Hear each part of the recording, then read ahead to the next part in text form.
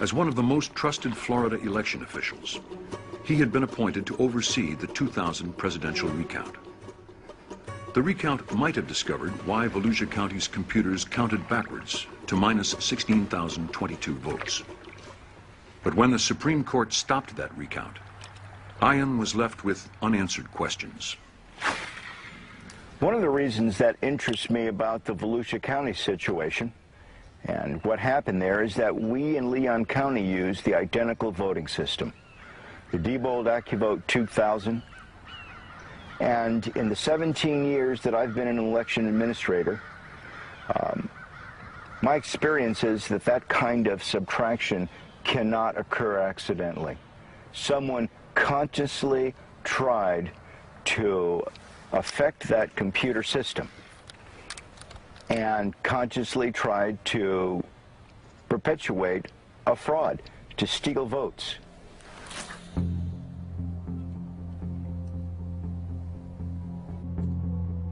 During his research, Hari had discovered that Diebold's memory cards effectively allowed negative votes.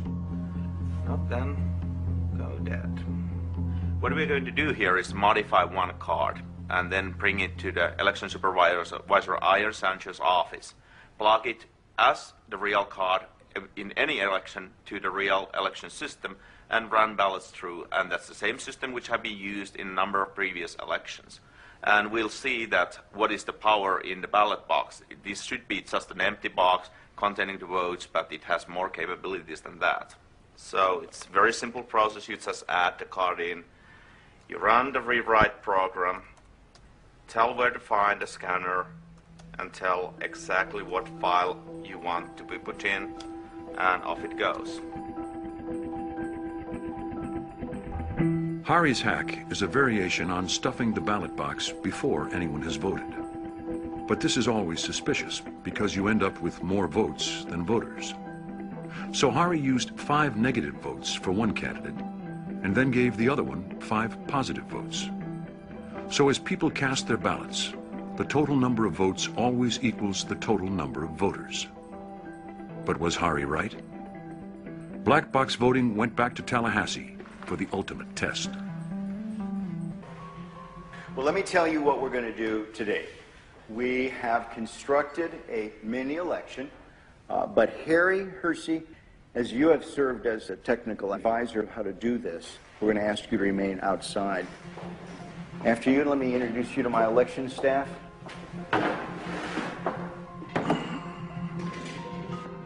To ensure that we've not prepared some sort of a device that has been pre-rigged, pick the number, and then we'll grab that unit, and that will be the device that we will count the ballots on.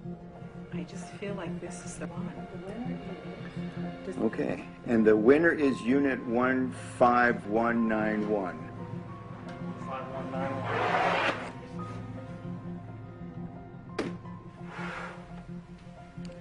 What we have here is a programmed optical scan ballot. There is only one question on this ballot. Can the votes on the Diebold system be hacked using the memory card? I have only touched the memory card, not the other parts of the Diebold election system, which is going to be used today. Only the memory card. I can certainly speak for myself and Harry, and that we're going to vote yes. All right, then let's have the rest of us vote no.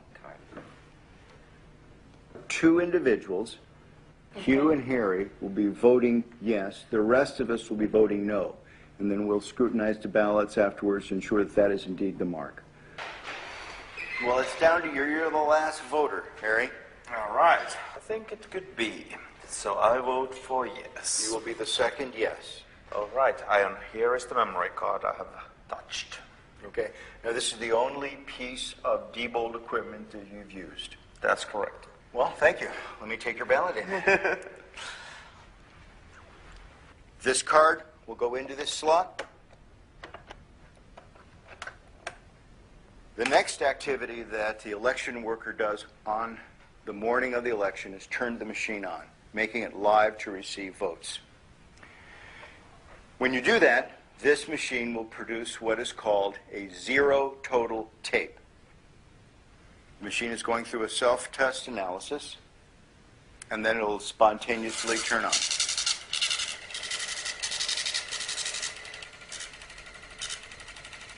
This is Harry's card that is telling us that there are 0 votes stored in the memory. Okay, let me get the ballots. Let's insert a yes ballot. We're going to put in another no. 7. And the last no ballot, 8. Placing the ender card in this device and telling it to turn off its counting function and do its reporting function will now cause the voting machine to print out a tape reading the number of votes that it had just read.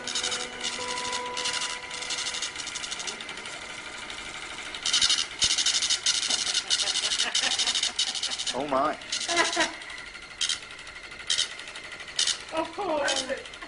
Oh no! What is it? What is it? 7 yes, 1 no. Oh my god! Oh my gosh! Let me see. Here's the tape. 7 people said it could be hacked. And we put through 6 and 2. 6 no no's and 2 2 yeses. yes. Oh my gosh, do you know what this means? How do we know that Harry didn't just change the report and the votes themselves on the memory card are still correct? If that was the case, when they go into GEMS, the results would be different. Isn't that right? I mean, the only way to know that is to read them into GEMS and to check the vote totals. See what GEMS says. So should we do that? I think we should, because I want to confirm for my own analysis, is this just a superficial Right, that's a good hack? In other words, question. did we just change the words on this paper? And we will upload this memory card